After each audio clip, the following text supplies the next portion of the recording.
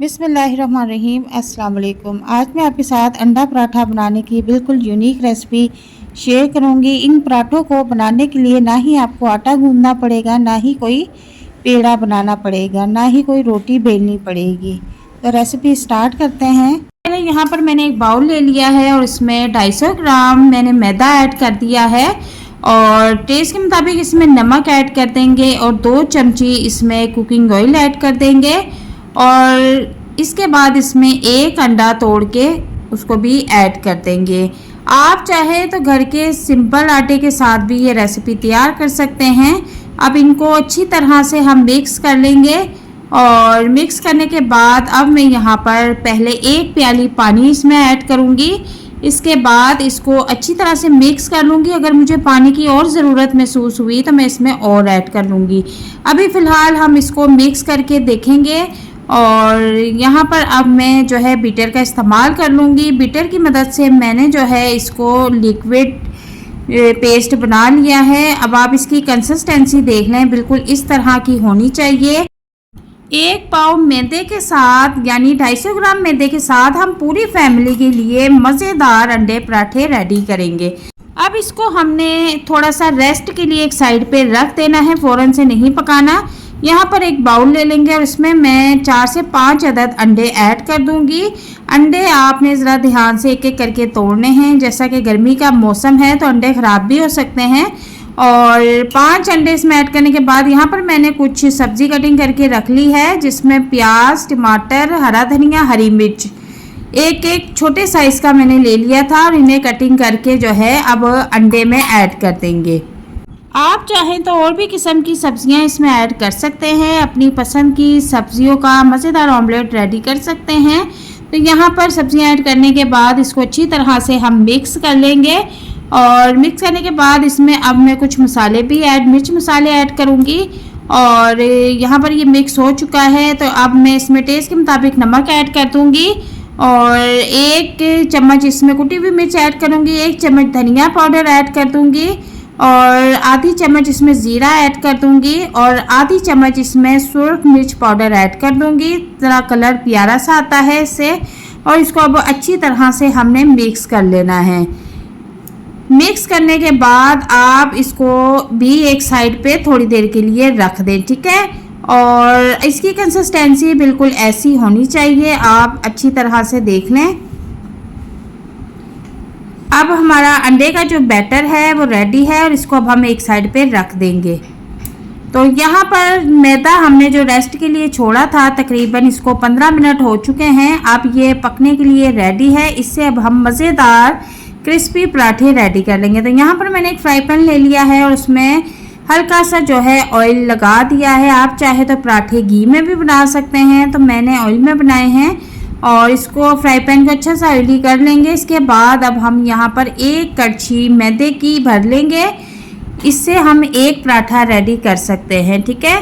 अब नॉर्मल सा fry pan को गर्म करना है, ज़्यादा हमने इसको गर्म नहीं करना वरना हमारा पराठा जो है शुरू में ही जल जाएगा। अब इस तरह से आपने बैटर को फ्राई पैन में ऐड करने के बाद कड़छी की मदद से फैला देना है, ठीक है। और चूल्हे का फ्लेम यहाँ पर आपने बिल्कुल जो है दरमियाना रखना है और इस तरह से आपने पराठे की शेप जो है वो सेट कर लेनी है। 1 कड़छी से हम 1 पराठा रेडी करेंगे और 1 पाव मैदे से हम पूरे घर के लिए पराठे बनाएंगे। तो यहाँ पर जो है एक साइड से ये पक चुका है, मैंने इसकी साइड चेंज कर दी है और अब इसको चम्मच की मदद से हल्का हल्का प्रेस करेंगे ताकि इसकी जो दूसरी साइड है वो भी क्रिस्पी हो जाए। तो आप देख सकते हैं कि कितना प्यारा खूबसूरत कलर आया है।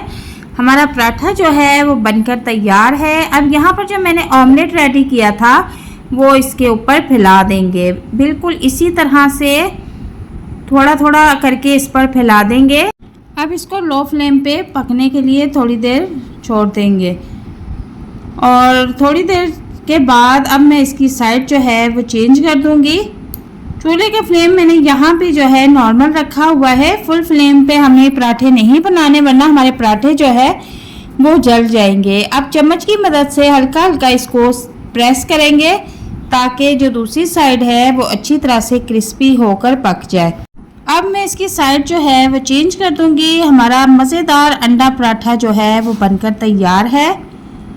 तो आप देख सकते हैं कि कितना टेस्टी और यमी पराठा बनकर तैयार हुआ है और कितनी आसानी के साथ। दूसरी साइड से भी इसको पका के अब मैं इसको जो है डिश आउट कर लूँगी। तो यहाँ पर हमारा मज़ेदार अंडा पराठा बिल्कुल रेडी है। इसको प्लेट में निकाल लूँगी और ज़रा इसकी आप लुक चेक करें कि कितनी मज़ेदार लग रही है। ये देखने में नहीं, खाने में भी बहुत टेस्टी था। अच्छा जनाब, अब मैं आपके साथ एक दूसरा तरीका भी शेयर करूँगी। यहाँ पर फिर हम एक पराठा रेडी कर लेंगे और जो है इसकी साइड चेंज कर लेंगे और इसको भी जो है हम प्रेस करके अच्छी तरह से पका लेंगे। और अब इसकी साइड में चेंज कर दूँगी। हमारा जो मज़ेदार क्रिस्पी पराठा है ये तैयार है और इसको अब मैं निकाल के किसी प्लेट में रख दूँगी। इसके बाद हम फ्राई पैन को हल्का सा ऑयली करेंगे और इसमें जो हमने ऑमलेट रेडी किया हुआ है उसको जो है ऐड कर देंगे।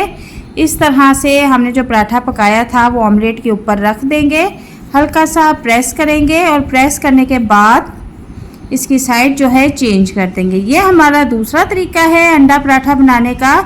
दोनों तरीके मैंने आपके साथ शेयर किए हैं। आपको जो भी तरीका आसान लगता है आप उस तरीके से अंडा पराठा बनाने की रेसिपी तैयार कर सकती हैं।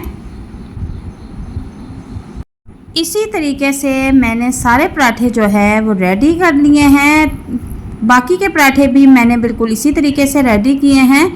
यहाँ पर अगला पराठा भी हमारा जो है वो रेडी हो चुका है।